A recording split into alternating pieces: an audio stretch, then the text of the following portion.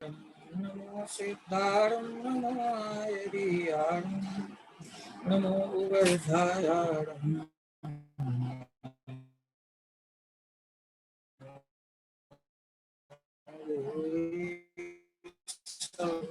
भगवान्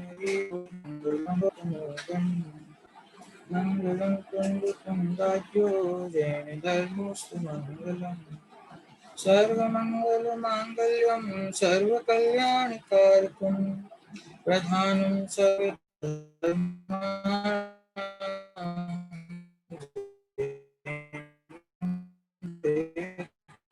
शासनम्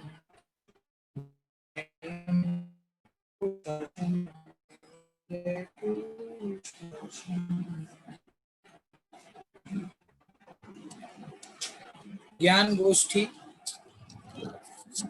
ये पुस्तक पूज्य गुरुदेव श्रीए મુમુક્ષુ જીવોના પ્રશ્નોનો ઉત્તર આપેલો છે.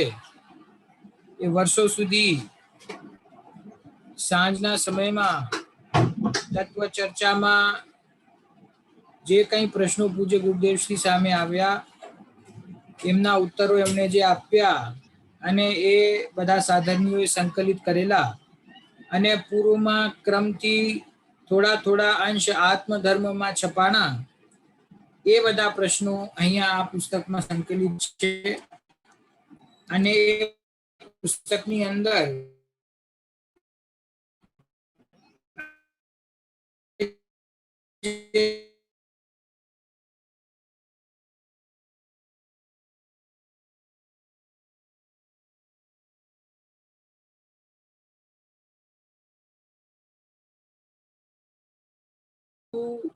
એ પણ અત્યંત મહત્વપૂર્ણ વિષય છે.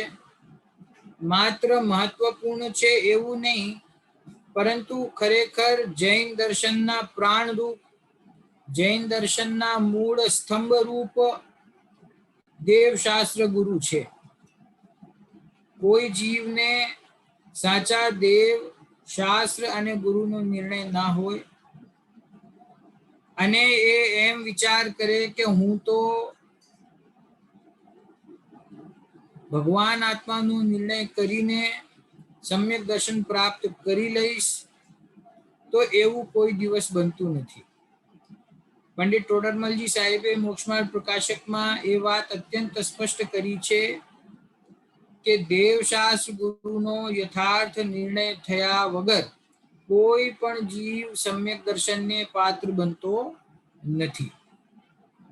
સાચા દેવશાસ્ત્ર ગુરુનો નિર્ણય જ ના હોય, વિતરાગ અને સર્વજ્ઞ પરમાત્મા કેવા હોય છે, એમનું સ્વરૂપ શું છે, જો એ આપણને ખ્યાલમાં ના હોય, તો પછી તેમના દ્વારા કહેવામાં આવેલા વચનો એટલે કે ઉપદેશ, એટલે કે જિનેન્દ્રની વાણી, એટલે કે જીનવાણી, એ જીનવાણીમાં લખેલા વિષયો ઉપર, જીનવાણીમાં બતાવેલા તત્વ ઉપર આપણને શ્રદ્ધાન કઈ રીતે થાય? અને જો સર્વજ્ઞનું શ્રદ્ધાન ના હોય, એમના વચનોનું શ્રદ્ધાન ના હોય, તો પછી એમના દ્વારા બતાવવામાં આવેલા માર્ગ ઉપર ચાલતા ગુરુઓનું પણ શ્રદ્ધાન કઈ રીતે થાય? તેથી દેવશાસ્ત્ર ગુરુનો યથાર્થ નિર્ણય કરવો જરૂરી છે. કોઈ એમ કહે કે હું આત્માના સ્વરૂપનો વિચાર કરીને સમ્યક દર્શન પ્રાપ્ત કરી લઈશ, એમાં દેવશાસ્ત્ર ગુરુની શું જરૂર છે? તો એમ કહે છે કે આ આત્મા છે એ તને કઈ રીતે ખબર પડી? આ આત્મા છે એ તને કોણે સમજાવ્યું? એ આત્મા તો અરૂપી છે, તને દેખાતો નથી, તો તને વિશ્વાસ કઈ રીતે આવ્યો કે હું આત્મા છું?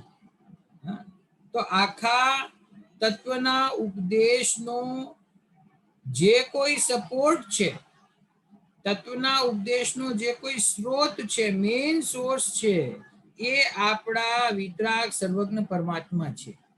જો વિતરાગ સર્વજ્ઞ પરમાત્મા પ્રત્યે શ્રદ્ધા ના થાય, તો કોઈ પણ વિષય આપણને યથાર્થ રીતે ન સમજાય, ભગવાન આત્મા પણ આપણને જેવો છે તેવો ખ્યાલ ના આવે. તેથી ભગવાન આત્માનો નિર્ણય કરવો બહુ જરૂરી છે.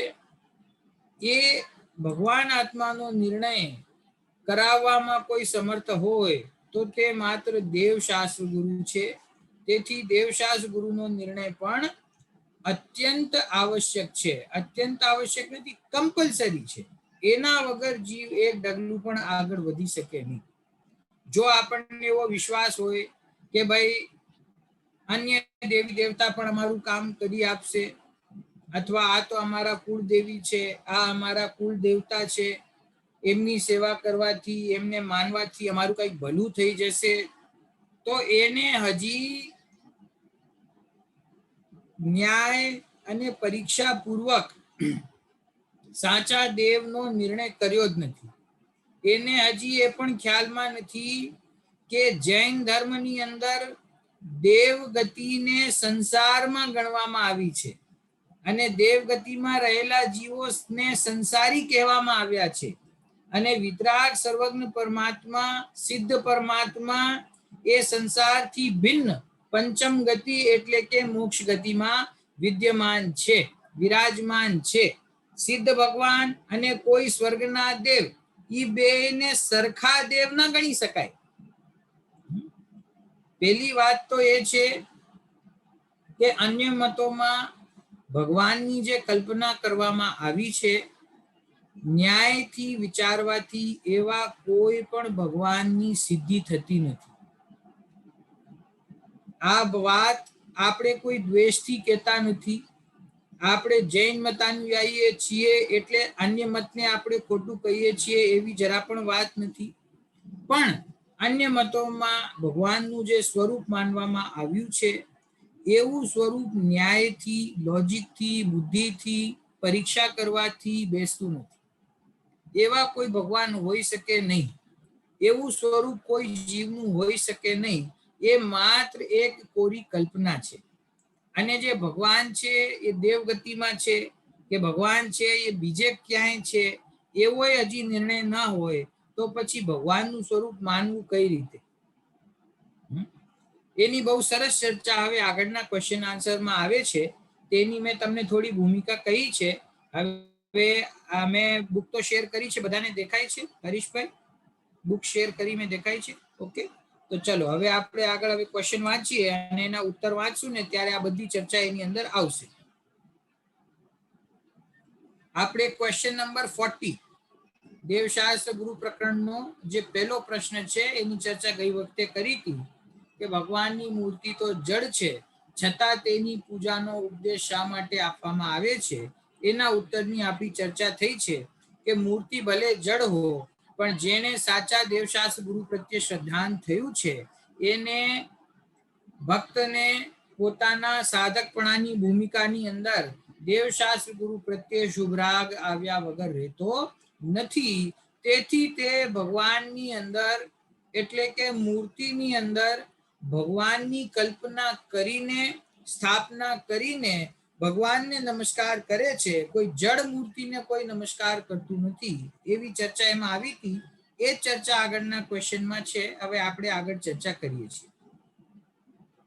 ક્વેશ્ચન: જડ મૂર્તિને ભગવાન કેવી રીતે માની શકાય? ભાઈ મંદિરમાં જે મૂર્તિ વિરાજમાન છે તે તો જડ છે, તો એ જડ મૂર્તિને આપણે ભગવાન માનીએ, એમનો એ પ્રકારે સન્માન કરીએ, આપણે એટલી શુદ્ધતા જાળવીએ, એમની પ્રક્ષાલ માટે, અભિષેક માટે એટલી બધી શુદ્ધતા કરીએ અને એમને પછી આપણે એમની પૂજા કરીએ, તો મૂર્તિ તો જડ છે, તો પછી એને ભગવાન કઈ રીતે માનવા? એવો પ્રશ્ન છે. ઉત્તર: સાક્ષાત જિનેન્દ્ર ભગવાનના અભાવમાં પ્રતિમાજીમાં તેઓની સ્થાપના કરવામાં આવે છે. જો શું કહ્યું કે ભાઈ અત્યારે વર્તમાનમાં સાક્ષાત જિનેન્દ્ર ભગવાન નથી, અથવા તો એવો કાળ હોય કે જ્યારે જિનેન્દ્ર ભગવાન હોય ત્યારે પણ આખી દુનિયામાં બધા સ્થાને તો ભગવાન સાક્ષાત પહોંચી ના શકે, ત્યાં બધી જગ્યાએ તો વિદ્યમાન ના હોય, તો ત્યારે એ જિનેન્દ્ર ભગવાન જે સ્થાનમાં નથી અથવા જે સમયમાં નથી, તો એમના અભાવમાં પ્રતિમાજીની અંદર સાક્ષાત જિનેન્દ્ર ભગવાનની સ્થાપના કરવામાં આવે છે. શું કહ્યું? સ્થાપના કરવામાં આવે છે. એ સમજાવે છે સ્થાપના બે પ્રકારે થાય છે. સદભાવ રૂપ સ્થાપના અને અસદભાવ રૂપ સ્થાપના. જિનેન્દ્ર દેવના અનુસાર તેમની મૂર્તિમાં જિનેન્દ્ર દેવનું આરોપણ કરવું તે સદભાવ રૂપ સ્થાપના છે, અને પુષ્પ વગેરેમાં સ્થાપના કરવી તે અસદભાવ રૂપ સ્થાપના છે. એને તદાકાર અને અતદાકાર સ્થાપના પણ કહે છે. કે શાસ્ત્રમાં ઘણી જગ્યાએ તદાકાર અને અતદાકાર સ્થાપનાની ચર્ચા આવે છે. તત્વા સૂત્ર ગ્રંથની અંદર નામ, સ્થાપના, નિક્ષેપ આદિની ચર્ચા જ્યાં આવે છે ત્યાં સ્થાપનાની અંદર આ બધી વાત કરવામાં આવી છે. બરાબર. તો એમાં શું કહે છે? તદાકાર અને અતદાકાર સ્થાપના. તદાકાર કોને કહેવાય? તત પ્લસ આકાર.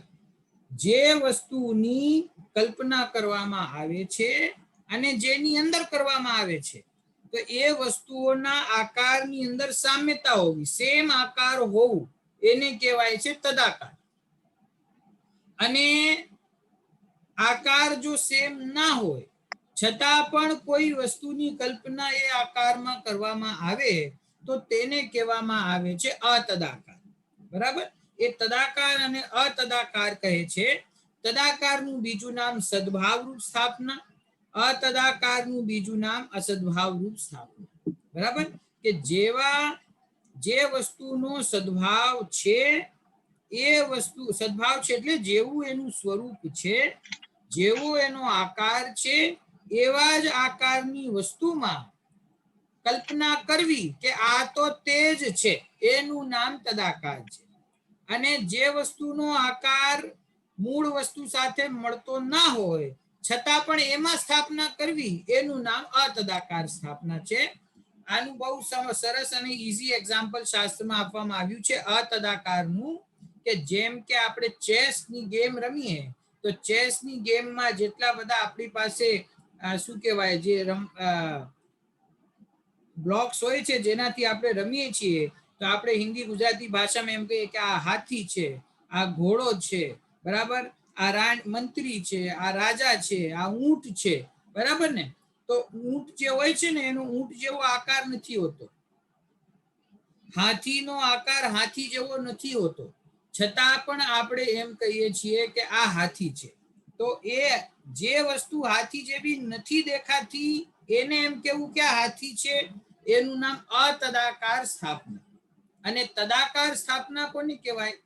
કે જેમ જિનેન્દ્ર ભગવાનની મૂર્તિ મંદિરમાં છે, તો જેવું જિનેન્દ્ર ભગવાનનું સ્વરૂપ છે, જેવો એમનો આકાર હતો મનુષ્યાકાર, એવા જ આકારની આપણે પથ્થરની મૂર્તિ બનાવી. જેવા ભગવાને જેવી રીતે વિતરાગ ભાવનાને પ્રગટ કરી છે, વિતરાગ ભાવને પ્રગટ કર્યો છે, એવા જ વિતરાગ ભાવો આપણે એ પથ્થરની મૂર્તિ ઉપર લઈ આવ્યા. અને જેવું એમનું નગ્ન દિગંબર સ્વરૂપ છે હતું, એવું જ નગ્ન દિગંબર સ્વરૂપ આપણે એ પથ્થરની પ્રતિમાનું બનાવ્યું. બરાબર. અને પછી તે પ્રતિમાની અંદર આપણે સ્થાપના કરી. સ્થાપના એટલે કે સ્થાપના બીજું કઈ નથી, સ્થાપના એટલે કે કલ્પના. સ્થાપના એટલે એ વસ્તુ સાથે પોતાની ભાવનાને જોડવી, એનું નામ છે સ્થાપના. આપણા ઘરની અંદર આપણા જૂના, આપણા ફોર ફાધર્સ હોય, આપણા દાદા હોય, આપણા પરદાદા હોય, આપણા પેરેન્ટ્સ હોય, આપણે એમનો ફોટો ટીંગાડ્યો હોય, અને ફોટાની સાથે આપણી લાગણી કેવી રીતે જોડાઈ જાય? ફોટો, આ મારા પિતાજી છે, આ મારા માતાજી છે, આ મારા દાદા છે. બરાબર. કોઈ ફોટોને બરાબર સાચવે નહીં તો આપણે કહીએ ભાઈ ધ્યાનથી બરાબર કરો, સાચું, અમારા ફાધર છે. તો ફાધર ત્યાં ખરેખર તો છે નહીં ને ફોટોમાં, પણ જેવા અમારા ફાધર હતા એવો જ ચિત્ર, એવો જ ફોટો એ એક કાર્ડબોર્ડ ઉપર એક સાઈઝની અંદર, ફ્રેમની અંદર દેખાય છે. તો એમાં આપણી લાગણી જોડાઈ ગઈ કે આ મારા ફાધર છે.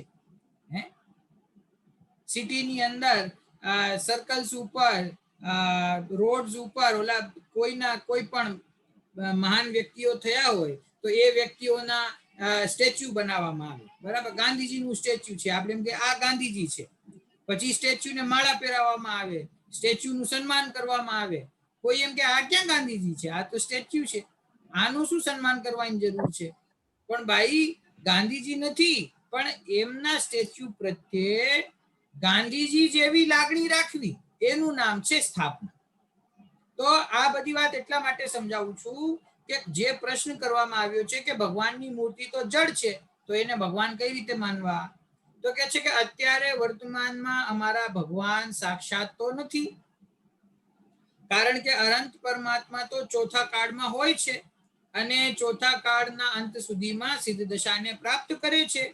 તો વર્તમાનમાં પંચમ કાળ ચાલુ છે, તો ત્યાં અમારા ભગવાન સાક્ષાત તો નથી. તો પછી કોને અમારે નમસ્કાર કરવા, કોને અમારે શ્રદ્ધાના શ્રદ્ધેય બનાવવા? કે અમને તો મહાવીર ભગવાન અમારી શ્રદ્ધાના શ્રદ્ધેય છે અને એમના દ્વારા બતાવેલા તત્વનો હું રસપાન કરું છું, તેથી મને એમના પ્રત્યે વિનયનો ભાવ છે. હવે એ વિનયનો ભાવ પ્રગટ કઈ રીતે કરવો? તો કે છે કે મહાવીર ભગવાન જેવો એક આકાર બનાવીને એ આકારમાં અમે તદાકાર સ્થાપના કરી છે અને એમ સ્વીકાર કર્યું છે કે આ જ મહાવીર ભગવાન છે. તો એનો મતલબ એમ છે, અમને ખ્યાલમાં છે કે મૂર્તિ તો પથ્થરની મૂર્તિ તો ખરેખર જડ છે, એમાં કોઈ પૂજા કરવા જેવું છે નહીં, પણ એની સાથે અમારી જે લાગણી જોડાઈ ગઈ છે, એટલે અમારી ભાવના જોડાઈ ગઈ છે કે જેવા મહાવીર ભગવાન હતા એવી રીતે જ આ મૂર્તિ છે, એવો જ આકાર છે. તો એમાં મહાવીર ભગવાન સાક્ષાત વિરાજમાન છે, એવી ભાવના સાથે અમે મહાવીર ભગવાનને નમસ્કાર કરીએ છીએ, અમે આદિનાથ ભગવાનને નમસ્કાર કરીએ છીએ, અમે વિતરાગ સર્વજ્ઞ પરમાત્માને નમસ્કાર કરીએ છીએ. ખાલી કોઈ જડ પથ્થરને આપણે નમસ્કાર કરતા નથી. બરાબર છે ને? તો આ રીતે ભગવાનની મૂર્તિ જડ હોવા છતાં એમાં તદાકાર રૂપ અથવા સદભાવ રૂપ સ્થાપના થાય છે. તેથી આપણે સાક્ષાત ભગવાન જ વિરાજમાન હોય એવી ભાવનાથી એ મૂર્તિને નમસ્કાર કરીએ છીએ. અને બીજી અતદાકાર સ્થાપના થાય છે, એની પણ આપણે વાત કરી. અન્ય મતમાં થાય છે ને, હનુમાન આદિ હોય તો એ એક ગોળ પથ્થર હોય, કોઈ ઓવલ શેપનો, જે નદીના કિનારે મળે અથવા સમુદ્રના કિનારે મળે, તો એવા પથ્થર હોય છે. તો એમાં એ લોકો કોઈ અમુક વિધિ કરીને પછી એમ માને કે આ હનુમાનજી છે. બરાબર છે ને? તો એનું નામ છે અતદાકાર સ્થાપના. જેવું હનુમાનનું સ્વરૂપ ન હતું એવું માનવું, જેવો આકાર ન હતો એવા આકારમાં એમની સ્થાપના કરવી, એનું નામ અતદાકાર સ્થાપના છે. બીજું ઉદાહરણ ગુરુદેવ અહીંયા કહ્યું, પુષ્પ વગેરેમાં સ્થાપના કરવી. પુષ્પ વગેરેમાં જો આપણે ભગવાનની સ્થાપના પુષ્પમાં કરીએ છીએ, પુષ્પ એટલે પીળા ચોખા આપણે ચડાવીએ ને, અક્ષત પછી પુષ્પ, એ પુષ્પની વાત છે, અહીંયા ફૂલની વાત નથી. તો આપણે પૂજન કરીએ ને, તો પૂજનમાં શું કરીએ કે પહેલા સ્થાપના કરીએ. તો સ્થાપનામાં આપણે ઓલા ચોખા આપણે એમાં રાખીએ. બરાબર ને? કોઈક લવિંગ રાખે, કોઈક ચોખા રાખે, અને આપણે એમ કહીએ કે મહાવીર ભગવાન અત્ર અત્ર તિષ્ઠ તિષ્ઠ, એમ કરીએ ને આપણે સ્થાપના એમની. તો ખરેખર તો અત્યારે પૂજનનું સ્વરૂપ જરા બદલાઈ ગયું છે. જ્યારે સામે સાક્ષાત મહાવીર ભગવાનનું અથવા કોઈ પણ તીર્થંકર ભગવાન વિરાજમાન છે, એમની મૂર્તિ વિરાજમાન છે, તો ઓલી જે ચોખામાં આપણે જે સ્થાપના કરીએ છીએ ને, એની ખરેખર કોઈ આવશ્યકતા છે નહીં. કારણ કે આપણે કોની સ્થાપના કરીએ છીએ? મહાવીર ભગવાનની. શેમાં કરીએ છીએ? ચોખામાં. અતદાકાર સ્થાપના કરીએ છીએ. હવે સામે સાક્ષાત તદાકાર સ્થાપના વાળી મૂર્તિ તો વિદ્યમાન જ છે, તો પછી અતદાકારની આવશ્યકતા નથી. તો પછી આ વિધિ કેમ બનાવવામાં આવી? કે આ વિધિ એટલા માટે બનાવવામાં આવી કે તમે કોઈ એવા સ્થાનમાં હો કે જ્યાં ભગવાનની મૂર્તિ ના હોય, જ્યાં મંદિર ના હોય, અને એવા સ્થાનમાં બેસીને તમારે પૂજા કરવી હોય, તો તમે પીળા ચોખાની અંદર અતદાકાર સ્થાપના કરીને કે આ મહાવીર ભગવાન છે. જો સાંભળો, આપણે કરતા રોજ હોઈએ, પણ આ રીતે સાંભળવું ના હોય ને એટલે અજીબ લાગે. આપણે સમ્યક દર્શનની પૂજા કરીએ, આપણે 10 ધર્મની પૂજા કરીએ, તો આપણે પીળા ચોખાની માં સ્થાપના કોની કરીએ કે આ 10 ધર્મ છે, અથવા આ સમ્યક દર્શન છે, અથવા મહાવીર ભગવાન છે. તો જો સમ્યક દર્શન તો એક ભાવ છે, ભાવની સ્થાપના પણ પીળા ચોખામાં થાય. અને મહાવીર ભગવાન છે એમની સ્થાપના પણ પીળા ચોખામાં થાય. પણ આ બધા છે અતદાકાર સ્થાપનાના ઉદાહરણ છે, બરાબર. અને ભગવાનની મૂર્તિની અંદર ભગવાન માનવા એ તદાકાર સ્થાપના છે, બરાબર. તો આપણે એ તદાકાર સ્થાપના કરીને જડ મૂર્તિની અંદર પ્રાણ પ્રતિષ્ઠા, આપણે જે પંચકલ્યાણક કરીએ એનો મતલબ શું? પંચકલ્યાણકના એન્ડમાં શું થાય કે જે ભગવાનની મૂર્તિ છે એની અંદર પ્રાણ પ્રતિષ્ઠા કરવામાં આવે. પ્રતિષ્ઠાચાર્ય શું કરે કે જાણે કે એમણે જડ મૂર્તિમાં ભગવાનના પ્રાણ નાખી દીધા હોય એની સંસ્કાર વિધિ કરીને કે હવે આ મૂર્તિ છે એની સાથે સમસ્ત સમાજની લાગણી ભાવના ભગવાન જેવી જોડાઈ ગઈ છે, એટલે હવે આજથી આ ભગવાન છે, બરાબર છે. જુઓ, જ્યારે મૂર્તિકાર મૂર્તિને બનાવે છે ને ત્યારે એ મૂર્તિકાર મોટી મૂર્તિ હોય ને તો મૂર્તિની ઉપર બેસીને મૂર્તિ બનાવે. તમે જોયું ના હોય, અમે જોયું છે. 10 ફૂટની પ્રતિમા હોય, 20 ફૂટની પ્રતિમા હોય. આપણા સોનગઢમાં વિરાજમાન થયેલા બાહુબલી ભગવાન છે, આટલી મોટી પ્રતિમા જ્યારે કારીગર બનાવતો હોય ને તો એની ઉપર ચડી ગયો હોય, એની ઉપર બેસી ગયો હોય, સમજી ગયા? ત્યાં બધી પ્રકારની અશુદ્ધતા હોય, કારણ કે તો કારીગર છે ને, તો એ બનાવે છે અને એ બધું બધા એના ટૂલ્સ નો પ્રયોગ કરે, બધું કરે. પણ ત્યારે ક્ષમ્ય છે. શું કામ ક્ષમ્ય છે? કારણ કે તેની અંતે એ મૂર્તિની સાથે કોઈની ભાવના જોડાઈ નથી, હજી એની અંદર હજી પ્રાણ પ્રતિષ્ઠા થઈ નથી. અને પછી મૂર્તિ બનીને સરસ પંચકલ્યાણકમાં આવે અને 5 દિવસ 5 કલ્યાણકના રૂપક આપણે ઉજવીએ અને છેલ્લા દિવસે એમાં પ્રાણ પ્રતિષ્ઠા કરીએ. હવે બધાની લાગણી જોડાઈ ગઈ, હવે બધાની ભાવના આ મૂર્તિ સાથે જોડાઈ ગઈ, તો આજથી આ મૂર્તિ પૂજ્ય થઈ ગઈ. પછી આપણે અશુદ્ધ વસ્ત્ર પહેરીને પણ એને અડીએ નહીં. પછી આપણે જેવું ભગવાનનું સન્માન હોવું જોઈએ એવું સન્માન આપણે કરીએ છીએ. તો દૂરથી જોનારાને અથવા જેને આપણા ધર્મની ભાવના ખ્યાલમાં ના હોય એને આવો પ્રશ્ન થાય કે તમે મૂર્ખા છો, આ મૂર્તિ તો જડ છે, આ તો પથ્થર છે, તો આની પૂજા કરવાની શું જરૂર છે? તો એને કહે છે કે ભાઈ, અમે જડ મૂર્તિની પૂજા કરતા નથી, અમે તો સાક્ષાત મહાવીર ભગવાનની પૂજા કરીએ છીએ. અમે અમારી ભાવના મહાવીર ભગવાન સાથે જોડાયેલી છે, અમારી ભાવના તીર્થંકરો સાથે જોડાયેલી છે. અમે આ તદાકાર સ્થાપના કરીને એમ માનીએ છીએ કે જાણે કે અમારા સાક્ષાત ભગવાન જ સામે બેઠા છે. એ રીતે આ વાતને સમજવી જોઈએ. હવે મહત્વપૂર્ણ વાત આવે છે. જુઓ, જીનદેવની પ્રતિમામાં જીનદેવની જ સ્થાપના થાય છે, તેથી તે પ્રતિમા ઉપર કોઈ શૃંગાર આદિ ચડાવી શકાતા નથી. વિતરાગ પ્રતિમાને વસ્ત્ર હોઈ શકે જ નહીં, માળા પણ હોઈ શકે નહીં, મુગટ પણ હોઈ શકે નહીં, શસ્ત્ર આદિ રાગ દ્વેષના અન્ય ચિહ્ન પણ નથી હોઈ શકતા. જો શું કહ્યું? આ ઇમ્પોર્ટન્ટ વાત છે બહુ. શું કે છે ગુરુદેવ કે ભાઈ તદાકાર સ્થાપના કરી છે ને મૂર્તિમાં, તો તદાકાર સ્થાપના એટલે શું? કે ભગવાન જેવા હતા એવું અહીંયા બતાવ્યું છે, બરાબર છે ને? તો ભગવાન કેવા હતા? કે ભગવાન વિતરાગી હતા. ભગવાન કેવા હતા? કે ભગવાન નગ્ન દિગંબર હતા. અને એમણે નગ્ન દિગંબર મુનિ અવસ્થા ધારણ કરી પોતાના આત્માનું સાધન કરીને અને પછી એમણે અરહંત દશા અને પછી ક્રમે સિદ્ધ દશા પ્રાપ્ત કરી છે, બરાબર છે ને? તો અરહંત અને સિદ્ધ દશા પ્રાપ્ત કરનારા જે જીવ છે એમણે જે અવસ્થામાં અરહંત દશા પ્રાપ્ત કરી હતી એ દશાની પ્રતિકૃતિ આપણી મૂર્તિ હોય છે, બરાબર છે? મૂર્તિ છે જો પંચ પરમેષ્ઠી છે ને, અરહંત, સિદ્ધ, આચાર્ય, ઉપાધ્યાય, સાધુ. તો એમાં જે ભગવાનની પ્રતિમા આપણે મંદિરમાં વિરાજમાન કરીએ છીએ અને જેની પૂજા કરીએ છીએ એ 5 પરમેષ્ઠીમાંથી કયા પરમેષ્ઠીને બતાવે છે? કયા પરમેષ્ઠીનું રૂપક છે? પ્રીતિબેન, ખ્યાલમાં આવે છે? મંદિરમાં ભગવાન જે વિરાજમાન છે, તમારા મંદિરમાં કયા ભગવાન છે? ખ્યાલ છે? એ ભગવાન અરહંત છે કે સિદ્ધ છે કે આચાર્ય છે કે ઉપાધ્યાય છે કે સાધુ છે? કોણ છે?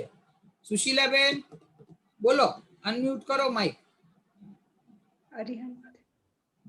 હા પ્રીતિબેન, અરહંત અરિહંત ભગવાન છે ને, તો એ અરિહંત છે, બરાબર છે, એકદમ સાચી વાત છે કે જે આપણે ભગવાનમાં જે ભગવાનની મૂર્તિ મંદિરમાં વિરાજમાન હોય છે તે એમની અરહંત દશાને બતાવે છે, બરાબર.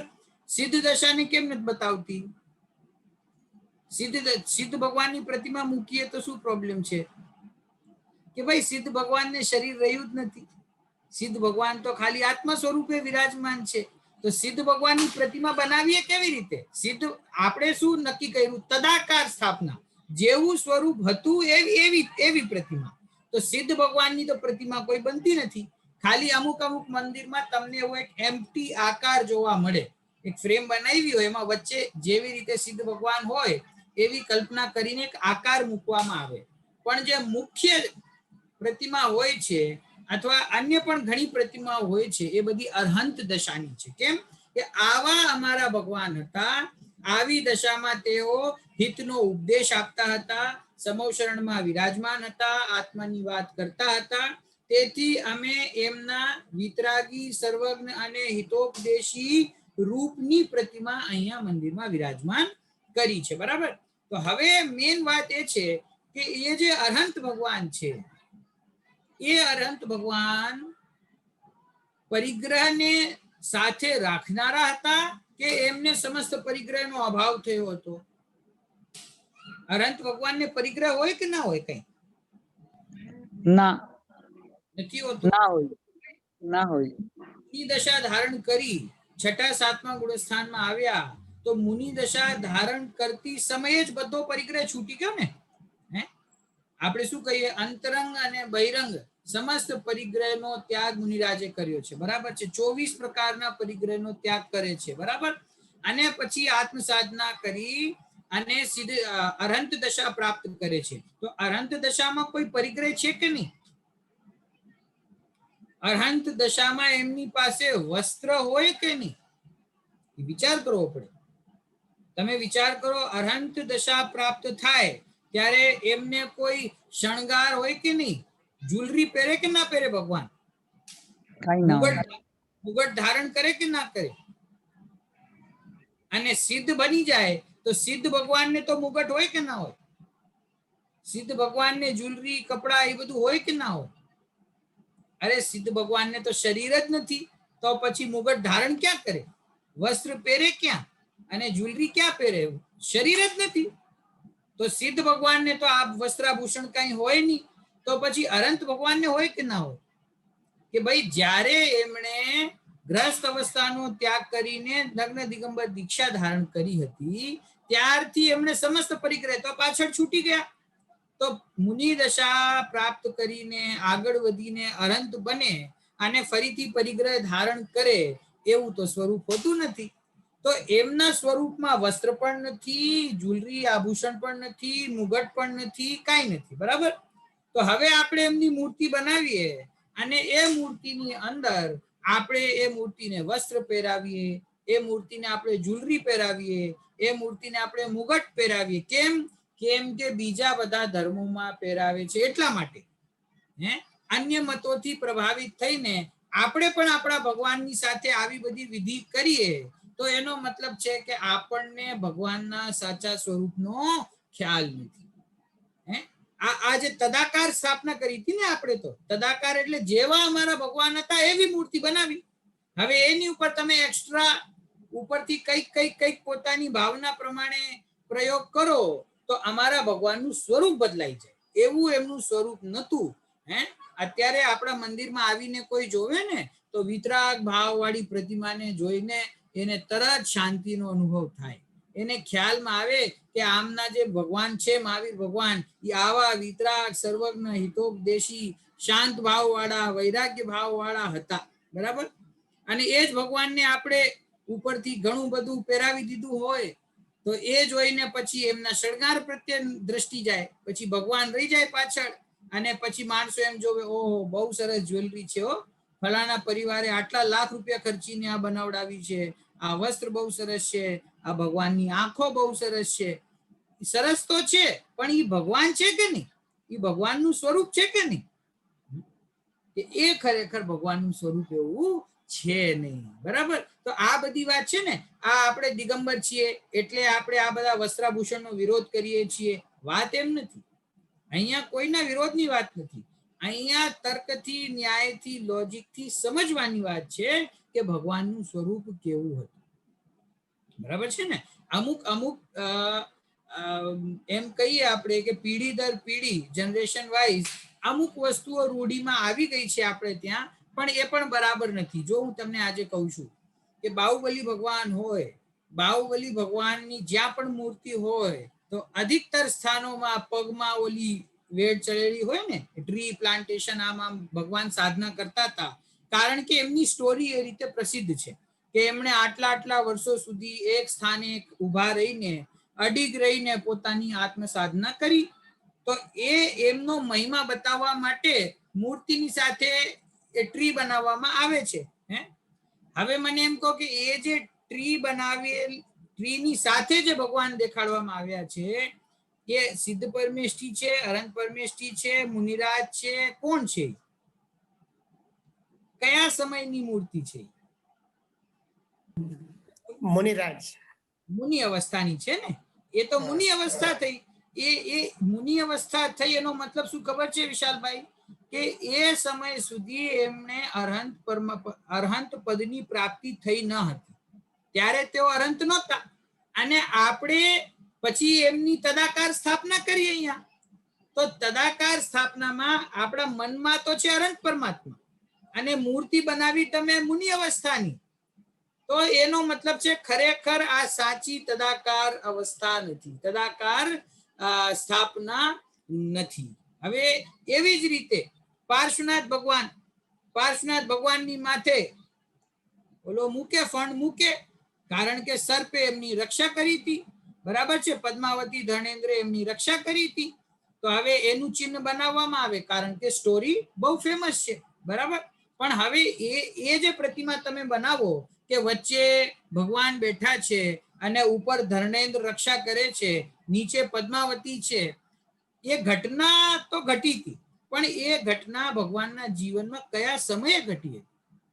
એ સમયે ભગવાન કયા પદ ઉપર હતા? એ સમયે તેઓ સાધુ હતા કે અરહંત હતા કે સિદ્ધ હતા? કોણ હતા? એ સમયે પાર્શ્વનાથ ભગવાન મુનિરાજ પાર્શ્વનાથ હતા. એ સમયે ઉપસર્ગ થયો. બરાબર?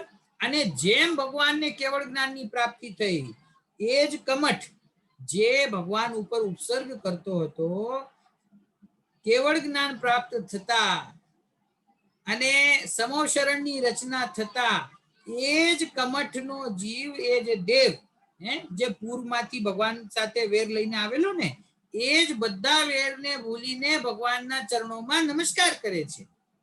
બરાબર છે? તો એ જે ઉપસર્ગની આખી સ્ટોરી છે, એ સ્ટોરી મુનિ અવસ્થામાં ઘટેલી હતી, અરંત દશામાં નહીં. અને મૂર્તિ આપણે બનાવીએ છીએ અરંત દશાની, મુનિ અવસ્થાની નહીં. એટલે ખરેખર અનંત પરમાત્માની પ્રતિમામાં કોઈ સર્પનો આકાર કે કોઈ નીચે પદ્માવતી, ઉપર ધર્ણેન્દ્ર, ને પછી એમાં શું થાય? પછી બહુ ક્રિએટિવિટી આવી જાય. તમે એક સર્પ વિરાજમાન કર્યો હોય, પછી કોઈ 10 ફણ બનાવે, કોઈ 108 બનાવે, કોઈ 1008 બનાવે. પછી ધીરે ધીરે શું થાય કે ભગવાનની પ્રતિમા નાની થવા માંડે અને સર્પ છે એ મોટો થવા માંડે. ઇન્ડિયામાં એટલા કેટલા એવા મંદિરો છે, 10-10 ફૂટની પ્રતિમા છે, એમાં 6-6 ફૂટનો સર્પ છે અને 4 ફૂટના ભગવાન છે. પછી 8 ફૂટનો સર્પ થઈ જાય ને 2 ફૂટના ભગવાન થઈ જાય. દૂરથી જોવો તો ખાલી સર્પ જ દેખાય, ભગવાન ના દેખાય, એવી પણ પ્રતિમાઓ છે. તો આ આખી રૂઢી બગડી ગઈ છે, આ આખી પ્રથા બગડી ગઈ છે. કોઈ આ ન્યાયથી વિચાર કરે કે તદાકાર સ્થાપના કોને કહેવાય, અતદાકાર સ્થાપના કોને કહેવાય, તો એને ખ્યાલમાં આવશે કે અરહંત પરમાત્માની મૂર્તિ વિરાજમાન હોય છે અને અરહંત પરમાત્માને કોઈ પણ પ્રકારનો ઉપસર્ગ હોતો નથી. ઉપસર્ગ ક્યાં સુધી હોય વિશાલભાઈ? જ્યાં સુધી મુનિ અવસ્થા છે ત્યાં સુધી. અરહંત પરમાત્માને અરહંત પદ પ્રગટ થયું. તીર્થંકર ભગવાનને તીર્થંકર નામ કર્મનો ઉદય ચાલે છે અને એમાં 4 કર્મોનો અભાવ કરીને વિતરાગ સર્વજ્ઞ થઈ ગયા. હવે એમને કોઈ પાપનો ઉદય રહ્યો નથી. એટલે પાપનો ઉદય નથી, માટે હવે એની ઉપર કોઈ પણ પ્રકારનો ઉપસર્ગ થઈ શકે નહીં. એમાં ઘણા લોજિક છે. ગુરુદેવની વાત બધાએ સાંભળેલી છે કે જ્યારે સમો શરણમાં સર્વજ્ઞ પરમાત્માનો ઉપદેશ થતો હોય ત્યારે ત્યાં 100 ઇન્દ્ર વિરાજમાન હોય છે કે નહીં? 100 ઇન્દ્રો એની ગણતરી આવી છે ને દ્રવ્ય સંગ્રહમાં. તો 100 ઇન્દ્ર હોય છે. એમાં મુખ્ય એમ કહ્યું કે સૌધર્મ ઇન્દ્ર ત્યાં ઉભો હોય આવે, બરાબર, સમોષણમાં. એટલે ગુરુદેવ એમ કે સૌધર્મ ઇન્દ્ર છે ને ઈ ભગવાનની સામે ગલુડિયાની જેમ ચૂપચાપ શાંતિથી બેઠો હોય. જેમ કૂતરાનું નાનું બચ્ચું હોય ને, બધાથી ગભરાઈને એક સાઈડ બેસી ગયું હોય, એવી રીતે સૌધર્મ ઇન્દ્ર છે એ ભગવાનની એમ સમજો કે પહેરેદારીમાં ઉભો હોય છે. હવે જે ભગવાનની રક્ષા તો નથી, પણ જે ભગવાનનો બોડીગાર્ડ ઇન્દ્ર હોય સાક્ષાત, એના ઉપર ઉપસર્ગ કોણ કરે? ઇન્દ્રની તાકાત ખબર છે પ્રીતિબેન? ઇન્દ્ર હોય ને સ્વર્ગનો, પ્રથમ સ્વર્ગનો, સ્વધર્મ પ્રથમ સ્વર્ગ છે. 16 સ્વર્ગમાંથી સૌથી નાનું, સૌથી ઓછું પહેલું સ્વર્ગ. એ સ્વધર્મ ઇન્દ્ર જે છે, પ્રથમ સ્વર્ગનો ઇન્દ્ર, એની તાકાત કેટલી? તો એની ગણતરી, એની ખાલી એક કલ્પના કરવામાં આવી છે શાસ્ત્રમાં કે એની તાકાતની ઉપમા આપવામાં આવી છે. કેટલી તાકાત છે કે જો ઇન્દ્ર ઈચ્છે તો આખા 3 લોકને એક બોલની જેમ પકડીને ઉડાડીને ફેંકી દે, 3 લોકને. એટલી તાકાત એક ઇન્દ્રમાં હોય છે. ઈ ઇન્દ્ર જે ભગવાનના સમો શરણમાં પહેરેદાર હોય, એવા ભગવાન ઉપર ઉપસર્ગ કોણ કરે? ક્યાંથી આવે? કોણ એટલો શક્તિશાળી છે કે ભાઈ ભગવાનનો એવો અદ્ભુત પુણ્યનો ઉદય હોય છે એ સમયે કે એ કોઈ નાનામાં નાનું કોઈ પણ ઉપસર્ગ એમના ઉપર આવી શકે નહીં, બરાબર? તો આ ઉપસર્ગ સંબંધી જેટલી વાર્તાઓ છે જેનાથી આપણને મહિમા આવે છે ભગવાનનો, એ ખરેખર મુનિ અવસ્થામાં ઘટિત થયેલી બધી વાર્તાઓ છે, ઘટનાઓ છે. અનંત દશામાં એવી કોઈ ઘટના ઘટતી નથી, એક વાત. બીજી વાત કે અનંત દશામાં કોઈ ભગવાનને કોઈ પણ પ્રકારનું પરિગ્રહ હોતું નથી, વસ્ત્ર પણ નથી, અને બાકી બધું તો ક્યાંથી હોય? જ્વેલરી કે મુગટ કે બીજી કોઈ આભૂષણ, માળા, એવી કોઈ વસ્તુ ભગવાનને હોતી નથી. તો એ જેવા ભગવાન વિતરાગ સર્વજ્ઞ હતા એવી જ પ્રતિમા આપણે બનાવીએ તો એનું નામ તદાકાર પ્રતિમા છે. હવે હજી આગળ ગુરુદેવે કહ્યું કે વસ્ત્ર આદિ તો નથી, તો પછી શસ્ત્ર ક્યાંથી હોય? વસ્ત્ર જ ના હોય, આભૂષણ ના હોય, તો પછી વેપન, કોઈને મારવા માટે વેપન, તલવાર કે પછી જેટલા જુદા જુદા તીર ધનુષ કે પછી ગદા કે પછી બીજા કોઈ પણ ખડગ, ઘણા જાતના વેપન્સ ભગવાનના હાથમાં જોવામાં આવે છે ને જગતમાં. તો એવા મહાવીર ભગવાન કયું વેપન રાખતા? કે એમને કહ્યું ને હમણાં કે એમને આખા જગતમાં કોઈ શત્રુ છે જ નહીં, એક વાત. કોઈ સાથે વેર જ નથી, બીજી વાત. અને એવો મહાન પુણ્યનો ઉદય છે, ત્રીજી વાત. તો કોઈ શત્રુ છે જ નહીં, કોઈનો ભય છે જ નહીં, તો વેપન રાખે શેના માટે? શસ્ત્ર રાખે શેના માટે?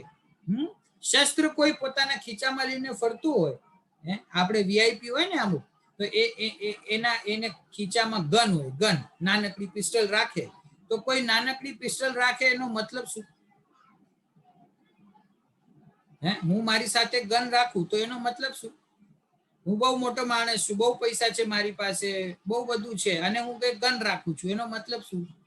કે મને એવો ડર છે કે કોઈક મને આવીને મારશે, કોઈક મારા ઉપર અટેક કરશે, એનાથી બચવા માટે હું ગન રાખું છું. તો જ રાખે ને માણસ, નહીં તો શું કામ રાખે? તો એ ગન, શસ્ત્ર, કોઈ પણ પ્રકારનું વેપન તમારી પાસે છે, એનો મતલબ છે કે એક તો તમારો કોઈકની સાથે વેર છે, બીજો તમને ડર છે કે કોઈક મારા ઉપર અટેક કરશે, એટલે તમે તમારી રક્ષા કરવા માટે વેપન રાખો છો. હવે આપણા ભગવાનને ના તો કોઈ ડર છે, ના એમનો કોઈ શત્રુ છે, ના કોઈ પ્રત્યે એમને વેરભાવ છે, તો પછી એ વેપન રાખે છે ના માટે? તો આપણા ભગવાનને વેપન પણ હોતું નથી. હજી ચોથી વાત જે આમાં નથી આવી પણ બહુ સમજવા જેવી વાત છે કે જ્યારે તીર્થંકર પરમાત્માનો અંતિમ ભાવ હોય છે અને એમનું જન્મ થાય છે ત્યારે આપણા 24 તીર્થંકરોનો જે ચિહ્નો કહેવામાં આવ્યા છે ને કે પહેલા ઋષભદેવ ભગવાન બળદનું ચિહ્ન, તો એ બળદ છે, એ જે ચિહ્ન છે એ ભગવાનના તીર્થંકર નામ કર્મના ઉદયથી એ જે બાળક તીર્થંકર બાળક જ્યારે જન્મ લે છે ત્યારે એમના પગના જમણા થંભમાં અહીંયા એ ચિહ્ન બનેલું હોય છે, અંગૂઠાની પગના અંગૂઠામાં, હાથમાં નહીં, પગના રાઈટ લેગના અંગૂઠામાં એવો ચિહ્ન હોય છે. એ સહજ છે, એ પુણ્યના ઉદયથી એવી પ્રકૃતિ એમને બંધાઈ છે, એ રીતે હોય છે. એ કોઈ નક્કી નથી કરતું કે આદિનાથ ભગવાનને બળદ આપી દો, આ બીજા ભગવાનને વાનર આપી દો, એવું નથી. એ એમના જન્મ સમયે ચિહ્ન હોય છે. ખાલી એટલી જ વાત છે કે એ ચિહ્ન છે અને જ્યારે એમની આપણે અંતમાં મૂર્તિ બને, ભગવાન સિદ્ધપદને પામી જાય અને એમની મૂર્તિ બને તો એ મૂર્તિ, આપણા તો ભગવાન કઈ જુદા જુદા તો હોતા નથી, ભગવાનની શકલ કઈ જુદી હોતી નથી, ભગવાનના હાઈટ બોડી કઈ જુદા આપણે બનાવતા નથી, તો પછી ખબર કઈ રીતે પડે કે કયા ભગવાન છે? તો ખાલી તમને ભાવના જોડાવા માટે, સ્થાપના, ઈ તમે ભગવાન સાથે કનેક્ટ થાઓ એટલા માટે ચિહ્ન બનાવી દેવામાં આવે કે આ ચિહ્ન આદિનાથ ભગવાનનું છે, તેથી તમને એવી લાગણી આવે કે આ આદિનાથ ભગવાન છે. આ સિંહ છે, લાયન છે, એ મહાવીર ભગવાનનું ચિહ્ન છે, તમને ખ્યાલ આવે કે મહાવીર ભગવાન છે. તો આ બધા ખાલી ચિહ્નો છે. હવે ધીરે ધીરે કેવી વિકૃતિ આવી ગઈ, કારણ કે બીજા ધર્મોમાં આપણે જોઈએ છીએ કે જેટલા પણ દેવો છે એમને કોઈક ને કોઈક વાહન હોય છે, એમનું કોઈક વેહિકલ હોય છે. ગણેશજી પાસે મૂષક એટલે કે માઉસ છે, એમના ભાઈ પાસે મોર છે, બીજા દેવીઓ છે, કોઈકની પાસે સિંહ છે, અમુક દેવી પાસે મગરમચ્છ છે, સમજી ગયા, કોઈક પાસે બળદ છે. તો આપણે શું કર્યું, એ લોકોની જોડે અમારો ધર્મ પણ તમારા જેવો છે એમનાથી પ્રભાવિત થઈને આપણે એમ કર્યું કે હવે આ જે ચિહ્નો હતા ને એ ચિહ્નોને આપણે ભગવાનના વેહિકલ બનાવી દીધા. આદિનાથ એવા મંદિરો બની ગયા છે, તમને કદાચ આશ્ચર્ય થશે. આદિનાથ ભગવાન બળદ ઉપર બેઠા છે, બળદ એક આખો બનાવવામાં આવ્યો છે અને એની ઉપર આદિનાથ ભગવાન બેઠા છે, કારણ કે એમનું ચિહ્ન છે. પણ ભાઈ એમનું ચિહ્ન છે, એમનું વેહિકલ નથી. આ જે ચિહ્નો છે ખાલી એમની ઓળખાણ માટે છે કે આ કયા ભગવાન છે એની ઓળખાણ માટે છે, એવા કોઈ ચિહ્ન નથી. મેં એવા મંદિર જોયા છે કે જ્યાં ઓલા પાર્શ્વનાથ ભગવાન છે અને સર્પ હોય ને, પછી સર્પ આખો શેષનાગ જેવો આમ મોટો 6 ફૂટની આમ કુંડળી મારીને અહીંયા આમ આટલો મોટો સર્પ બેઠો હોય અને એમની વચ્ચે ભગવાનની મૂર્તિ ને ઉપર પાછું ઉપર એનું ફણ હોય. જેવી રીતે શેષનાગ, ખબર છે ને શેષનાગ કોને કહેવાય? વિષ્ણુ ભગવાનની જે કલ્પના કરવામાં આવી છે ને હિન્દુ મતમાં, તો વિષ્ણુ ભગવાન છે એ શેષનાગની શૈયા ઉપર વિરાજમાન હોય છે. એમનો મહિમા બહુ છે જગતમાં. આપણા પાર્શ્વનાથ ભગવાનનો મહિમા કઈ રીતે થાય? અમારા ભગવાન પણ સર્પની શૈયા ઉપર વિરાજમાન છે. એવી કોઈ સર્પની શૈયા ભગવાનને હોતી નથી. એમને ખાલી થંભમાં ચિહ્ન હોય છે સર્પનું, બીજું કાંઈ હોતું નથી. સાપ સાથે એને કાંઈ લેવા દેવા નથી. સાપ આવી જાય તો આપણે પાર્શ્વનાથ ભગવાન માનીને એને નમસ્કાર કરતા નથી. આખા જગતમાં જેમ ચાલે ને, સર્પ આવે તો દૂધ પીવડાવે, એની પૂજા કરે. આપણે ત્યાં એવો કોઈ અંધવિશ્વાસ છે નહીં. સર્પ છે એ તિર્યંચ ગતિનો જીવ છે, ઝેરીલો છે, એનાથી દૂર રહેવું, પાસે આવે તો ભાગી જવું, એની પૂજા કરવા જેવું કાંઈ છે નહીં. બરાબર છે? તો આ રીતે આપણા ધર્મમાં, કારણ કે આપણે હંમેશા રહ્યા પહેલેથી માઇનોરિટી અને આખા જગતમાં હિન્દુ ધર્મ અને બીજા ધર્મો રહ્યા મેજોરિટી, અને આપણે એમની વચ્ચે જ રહીએ, એમની સાથે રહીએ, એ લોકો આપણા ફ્રેન્ડ્સ હોય, એટલે ધીરે ધીરે ધીરે આ બધી પદ્ધતિ છે ને આપણા ધર્મની અંદર આવી ગઈ. ખરેખર ભગવાનનો અભિષેક કરવો એ પણ કોઈ આપણા દિગંબર પરંપરાની કોઈ પ્રવૃત્તિ છે નહીં. આ સાંભળવામાં અઘરું લાગે પણ બહુ સમજવા જેવું છે, કારણ કે ફરીથી એ જ વાત, તમે વિરાજમાન કોને કર્યા છે? બાળક તીર્થંકરને કે અનંત પરમાત્માને? મંદિરમાં મૂર્તિ કોની વિરાજમાન છે? અનંત પરમાત્માની છે કે બાળકની છે? અનંત પરમાત્માની છે ને. તો એ અભિષેક છે એ બાળકનું કરવામાં આવે છે કે અનંત પરમાત્માનું કરવામાં આવે છે? ઇન્દ્ર અભિષેક કરે એની આપણે પ્રતિકૃતિ બનાવીએ, એની આપણે ઇમિટેશન કરીએ એનું, બરાબર છે ને?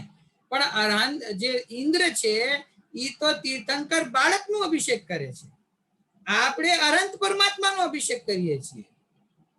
અનંત પરમાત્માનો અભિષેક છે ને એ ખની ઉપર ઉપસર્ગ કરવા જેવું છે.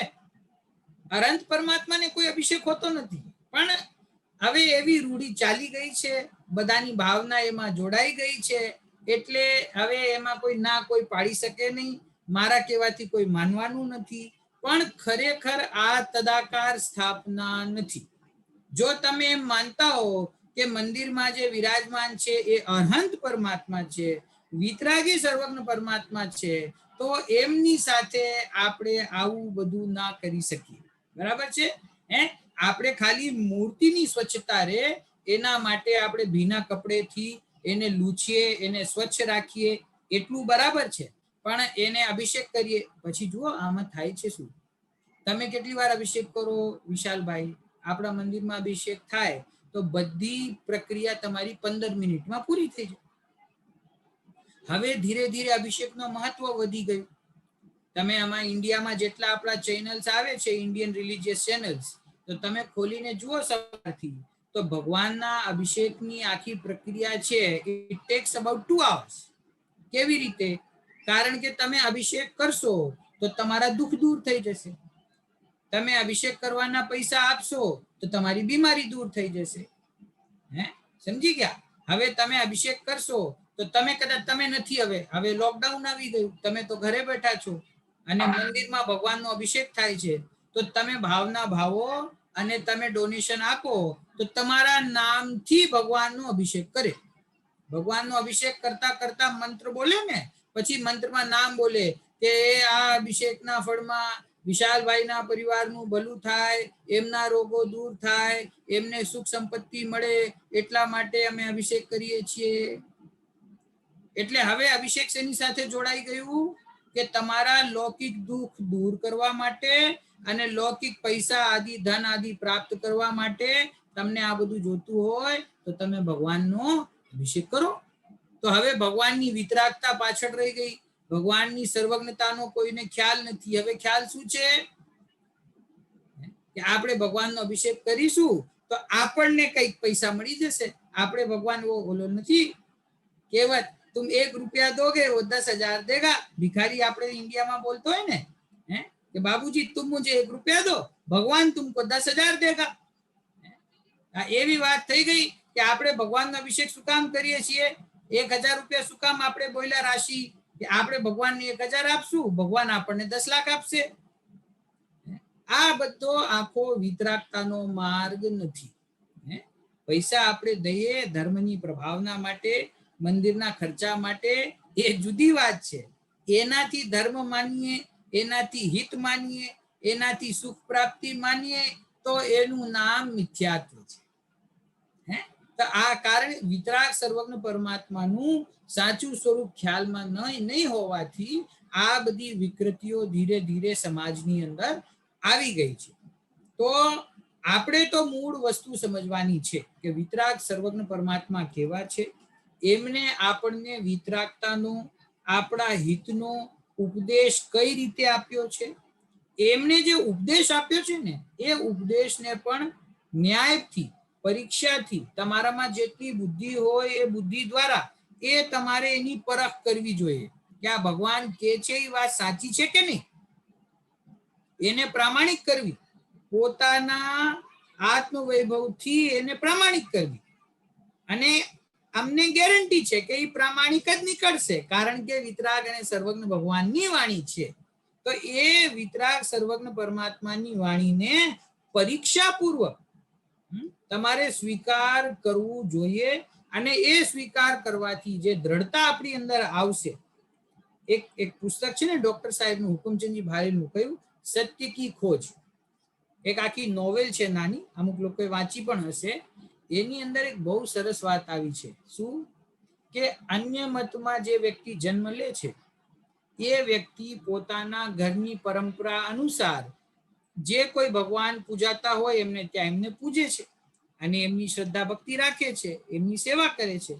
એ જ રીતે જૈન ધર્મમાં જન્મ લેનાર વ્યક્તિ, જૈન કુળમાં જન્મ લેનાર વ્યક્તિ એ પણ એમ માને છે કે અમારા ભગવાન મહાવીર ભગવાન છે, અમારે એમની પૂજા કરવાની છે, સેવા કરવાની છે, શ્રદ્ધા રાખવાની છે અને એ કરે છે. તો એ કહે છે કે જૈન ધર્મમાં અને અન્ય મતમાં કાંઈ ફેર રહી જતો નથી. તમે પરીક્ષા કર્યા વગર સ્વીકાર કરી લીધું ને કે આ મારા ભગવાન છે. કેમ કે અમારા કુટુંબમાં દાદા પરદાદા બધા આમને જ ભગવાન માનતા હતા, એટલે અમે પણ માનીએ છીએ. બરાબર છે ને? તો કે છે કે એ પણ ખરેખર ગ્રહિત મિથ્યાત્વ છે.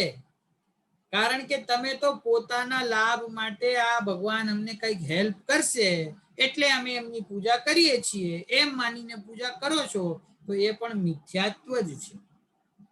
સાચા દેવશાસ્ત્ર ગુરુનો પરીક્ષા પૂર્વક તમે નિર્ણય કરો કે ભગવાન આવા હોય કે ના હોય, એમનો ઉપદેશ આવો હોય કે ના હોય, એમના માર્ગે ચાલનારા મુનિરાજનું સ્વરૂપ કેવું હોવું જોઈએ, એમ તમે પરીક્ષા પૂર્વક નિર્ણય કરીને નક્કી કરશો ને, પછી જે દ્રઢતા પ્રગટ થશે એ સાચું દેવશાસ્ત્ર ગુરુનું શ્રદ્ધાન છે. એની પહેલા દેવશાસ્ત્ર ગુરુનું શ્રદ્ધાન સાચું નથી. બરાબર? તો દેવશાસ્ત્ર ગુરુ છે એમનું શ્રદ્ધાન જરૂરી છે. મૂર્તિની અંદર એમની જે તદાકાર સ્થાપના કરવામાં આવે છે એનું સ્વરૂપ કેવું હોવું જોઈએ એ ગુરુદેવ અહીંયા બતાવ્યું છે. આપણા ભગવાનને કોઈ શસ્ત્ર હોતા નથી, કોઈ વસ્ત્ર હોતા નથી, કોઈ આભૂષણ હોતા નથી, કોઈ માળા હોતી નથી, કોઈ મુગટ હોતા નથી. એકમાત્ર વિતરાગ ભાવરૂપ એમની પ્રતિમા હોય છે. બરાબર? તો આ રીતે આ ક્વેશ્ચન ની અંદર ફરીથી આ સ્ક્રીન શેર કરું છું. અહીંયા શું કહ્યું? તદાકાર અને અતદાકાર સ્થાપનાની વાત કરી. જીનદેવની પ્રતિમામાં જીનદેવની જ સ્થાપના થાય છે, તેથી તે પ્રતિમા ઉપર કોઈ શ્રૃંગાર આદિ ચડાવી શકાતા નથી. વીતરાગની પ્રતિમાને વસ્ત્ર હોઈ શકે જ નહીં, માળા પણ હોઈ શકે નહીં, મુગટ પણ હોઈ શકે નહીં, શસ્ત્ર આદિ રાગ દ્વેષના અન્ય ચિહ્ન પણ નથી હોઈ શકતા. બરાબર? હવે આગળનો ક્વેશ્ચન છે એ જુઓ શું છે. સાચા દેવને જોયા વિના તેમનો નિશ્ચય કેવી રીતે કરી શકાય? હું આ ક્વેશ્ચન જરાક શોર્ટમાં સમજાવી દઉં છું. આન્સર ઘણો બધો લાંબો છે, એ તમે બધા એક વખત વાંચજો. એક્ઝામ્પલ બહુ મોટું આપ્યું છે એટલે હું શોર્ટમાં સમજાવી દઉં છું કે અહીંયા ગુરુદેવે શું કહ્યું છે. ક્વેશ્ચન શું છે? સાચા દેવને જોયા વિના તેમનો નિશ્ચય કેવી રીતે કરી શકાય? કે ભાઈ તમે અમને એમ સમજાવ્યું કે આ ભગવાનની મૂર્તિ છે, આવા જ ભગવાન હતા, પણ અમે તો ભગવાનને જોયા નથી, તો અમે કેમ માની લઈએ કે આવા જ ભગવાન હતા? અમે કેવી રીતે અમને પાકું થાય કે ભગવાન આવા જ હતા અને બીજું કઈ એમનું સ્વરૂપ ન હતું? એ કઈ રીતે ખબર પડે? તો જુઓ એક્ઝામ્પલ શું આપે છે ગુરુદેવ કે કોઈક માણસ એક મકાનની અંદર, મકાન બંધ હોય, રૂમ બધા બંધ હોય, ડોર બંધ હોય, મકાનની અંદર બેસીને વીણા વગાડે છે. બરાબર? એક મ્યુઝિકલ ઇન્સ્ટ્રુમેન્ટ વગાડે છે. તો મકાનની બહાર જે વ્યક્તિ ઊભું છે એને વ્યક્તિ તો દેખાતો નથી, પણ એને વીણાનો અવાજ આવે છે, ઇન્સ્ટ્રુમેન્ટ વગાડવાનો અવાજ આવે છે. તો એ નિર્ણય કરે છે કે આ વીણાનો સ્વર બહુ સરસ આવે છે, આ વગાડનાર છે બહુ એક્સપર્ટ છે, એ જે રીતે વગાડે છે એ એકદમ પરફેક્ટ છે. બરાબર? તો તમને વ્યક્તિ દેખાતો નથી, છતાં પણ એના મ્યુઝિકલ ઇન્સ્ટ્રુમેન્ટ વગાડવાની જે કળા છે એ કળાથી તમને ખ્યાલ આવી જાય છે કે અંદર જે બેઠો છે એ બહુ એક્સપર્ટ છે, બહુ જ સારું વગાડે છે. બરાબર છે ને? એવી જ રીતે ગુરુદેવ કે છે, એવી જ રીતે આ શરીર રૂપી મકાન છે, એમાં વાણી રૂપી વીણા છે, અને એ વાણી રૂપી વીણા વગાડનાર કોણ છે? કે અંદર બેઠો જે આત્મા છે, એ આત્માના સર્વજ્ઞ પદનો નિર્ણય તમે કરી શકો. શું કહ્યું? શરીર રૂપી મકાન, સર્વજ્ઞ ભગવાન પરમાત્માનો આત્મા જે છે, તો એ જે તત્વનો, વિતરાગી તત્વનો જે ઉપદેશ આપે છે, એ ઉપદેશ સમજીને જે જીવો આજ સુધી એ માર્ગ ઉપર ચાલ્યા છે એ બધા સુખી થયા છે. એ આપણી પાસે પ્રૂફ છે કે જિનેન્દ્ર ભગવાને જે માર્ગ બતાવ્યો એ માર્ગ ઉપર જે જીવો આજ સુધી ચાલ્યા એ બધા સુખી થયા છે, અને એ બધા પણ પોતે જિનેન્દ્ર પરમાત્મા બની ગયા છે. એવો પ્રૂફ આપણી પાસે છે. તેથી એ સર્વજ્ઞ પરમાત્માને જોયા ના હોય છતાં પણ એમના ઉપદેશના આધારે આપણે જિનેન્દ્ર પરમાત્માનો એમના સ્વરૂપનો નિર્ણય કરી શકીએ છીએ કે ભગવાન આવા જ હોવા જોઈએ. બરાબર. હવે આ ક્વેશ્ચનના આન્સરમાં એક ન્યાય ગ્રંથોમાંથી ગુરુદેવ શ્રીએ બહુ સરસ વાત કરી છે કે ભગવાન કોણ હોય છે, કઈ રીતે હોય છે. મેં તમને એક વખત પહેલા લાસ્ટ ટાઈમ સામાન્ય સર્વજ્ઞ સિદ્ધિ સમજાવી હતી કે આ જગતમાં કોઈ સર્વજ્ઞ છે હે એ કઈ રીતે નક્કી કરવું કે ભાઈ સૂક્ષ્મ, અંતરિત અને દૂર ત્રણ પ્રકારના પદાર્થોને જે જીવ પ્રત્યક્ષ જાણે છે એ સર્વજ્ઞ છે. બરાબર. હવે એક બીજા ન્યાયથી પૂજ્ય ગુરુદેવ શ્રીએ જે ન્યાય શાસ્ત્રોમાં આવે છે એ દ્વારા એમ સમજાવ્યું છે કે ખરેખર આ જગતમાં કોઈ ભગવાન હોય કે ના હોય, સર્વજ્ઞ હોય કે ના હોય, અને હોય તો કોણ હોય, એ વાત અહીંયા બહુ સરસ રીતે સમજાવી છે. પણ એને થોડો સમય લાગશે, એ જરાક મોટો વિષય છે, આપણે એને નેક્સ્ટ ટાઈમમાં લેશું. અત્યારે લગભગ સમય આપણો થાય છે, 2 જ મિનિટ બાકી છે. તો કોઈને જો કઈ પ્રશ્ન હોય તો તમે અત્યારે પૂછી શકો છો. દેવશાસ્ત્ર ગુરુ સંબંધમાં પણ કઈ પ્રશ્ન હોય તો એમાં પણ તમે અત્યારે પૂછી શકો છો. બરાબર. પછી આ જે આનો આન્સર છે એનું ડિસ્કશન આપણે નેક્સ્ટ ટાઈમ કરીશું.